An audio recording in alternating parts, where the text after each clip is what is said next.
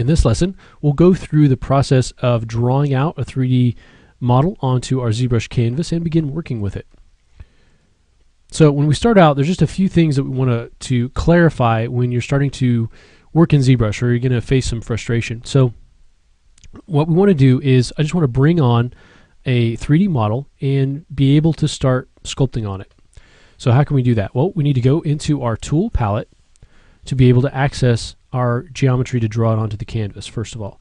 So this large icon here is where we're going to access our meshes. So these are all primitive meshes that we can utilize to begin working in ZBrush. If you've imported an OBJ file or you've created a mesh in some other fashion in ZBrush, that will show up here as well. Okay, and this is where we can save these out. So to start with, let's say I want to start with by sculpting a sphere. So what I would do is I would select the sphere. So let's say I don't have it selected, maybe I have a cube, but I go in and I select a sphere.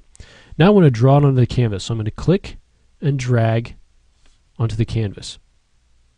So right now, if I try to select any sort of sculpting brush, I can't do that. What's happening is I'm actually just drawing this with depth onto our ZBrush canvas. So it looks 3D and it does have depth, but I'm not able to move or rotate around at all. It's basically dropped down to a flat canvas. Okay, now we are seeing depth on that, but it's kind of a painting with depth. Okay, we're not working with a 3D piece of geometry. It's just a flat plane, so we can't really rotate around it and manipulate it. Anytime I try to paint or sculpt, I'm actually just drawing out another sphere here. Okay, to clear out the canvas, to clear all the information on the canvas, we can just hit Control-N to clear that out. If we want to deal with this as a 3D model, we need to draw it onto the canvas, and then we immediately need to go to Edit Mode.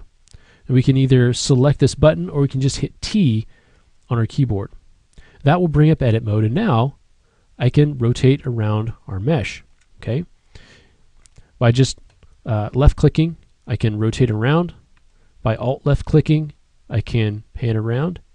Okay, and then if I hit Alt, begin to move it, and then release Alt, I can move in and out. Okay, so it's a little bit maybe odd, but you'll get used to it once you start working here in ZBrush. So now with this as a 3D model, I can access it through sculpting. The floor, you can see I can turn off and on. You can also see it orthographically or with perspective distortion on it. Now what happens if I try to sculpt this? So I can select a particular sculpting brush. I've just got the standard brush selected. And if I try to sculpt this, it's going to give you a message. Okay, we can't actually sculpt anything because this is still a 3D primitive. Okay, so because this is a primitive, and we'll talk more about this a little later on in the basics of creating geometry, because this is a primitive, we aren't able to sculpt it. So what we need to do now is make that a polymesh. So once I've hit Make Polymesh 3D, the name of this will change slightly. And now if we come in, we can begin to sculpt on this. Okay, we can go in to Geometry and we can start to divide this. So Control-D is the hotkey for that. We can start to subdivide it. So in ZBrush, you just subdivide your mesh and then you can get a nice smooth mesh to be able to sculpt. And then those subdivisions are here and you can always go up and down. And again, we'll cover this more later. But all this time, we're in edit mode. Anytime we are sculpting on this, we are kind of manipulating it, we're in edit mode. Now we can also move this around, but we're going from draw mode into move, scale, and rotate. We're still leaving edit mode on. So I can kind of move this around, and then when I want to start sculpting again, I can go back to draw mode. So if you've got a 3D mesh and you want to be able to sculpt on it, you're going to have edit mode enabled. And if you're not transforming it, you're going to have draw mode enabled too if you want to sculpt it. Okay, so two things to really take away from this. You want to make sure you're in edit mode if you're dealing with a 3D model after you draw it onto the canvas. And you also, if you're going to be sculpting, you want to make sure that you convert that primitive, if you're using a primitive shape from ZBrush, you want to make sure that you make that Polymesh 3D. Okay, so what happens here, this is sort of raised up above the surface of the canvas if you think about it like a flat plane back there. So if I sort of rotate it around, and now let's say I want to drop it down to the canvas, all I have to do is turn off edit mode. Okay, and now I can't rotate anymore, but all those changes that I made have been saved into this tool into this Z tool. And so now when I draw on, you can see the Z tool that I'm drawing out is the same as the one that I just sculpted. So it has all of that sculpted detail on it. So I'm kind of just placing instances.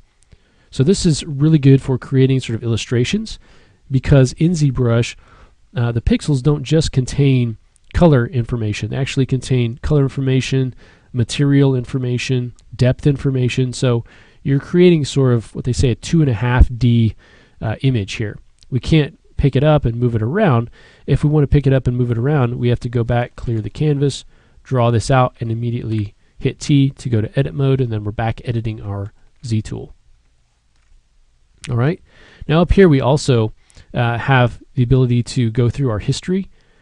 So I can come in here and just kind of scroll through the different things that I've done to this sphere and go back and forth. And you can also, if you want to hit undo, you can go through that as well. And those the number of undos can be set also, but I just wanted to mention that feature up there in case you do something that you want to undo. You can go back and kind of search for the place that you want to keep that. Okay, so I just wanted to give you kind of a quick run through and really emphasize the importance of edit mode and also of making your mesh a poly mesh if you want to begin sculpting it. Remember, if you happen to get out of edit mode and now it's dropped and you can't rotate around, don't panic at all. All you have to do is, assuming you want to get rid of this image, you can go ahead and clear the canvas and then simply draw that same tool back out again. That information that you've created has not been lost if you drop it to the canvas. Go back to edit mode, and there you go. Do all of the rest of your sculpting on your particular model. And again, we'll talk more about this later, but to save out your particular Z tool as a file, you just go to Save As, and it'll save it as a .ztl file. Okay, so let's go in the next lesson and talk in a little bit more depth about the 2.5D canvas. So talking just a little bit more about pixels and the kind of information that they contain, and if you want to do some illustration, how you can sort of do that. So we'll go ahead and do that next.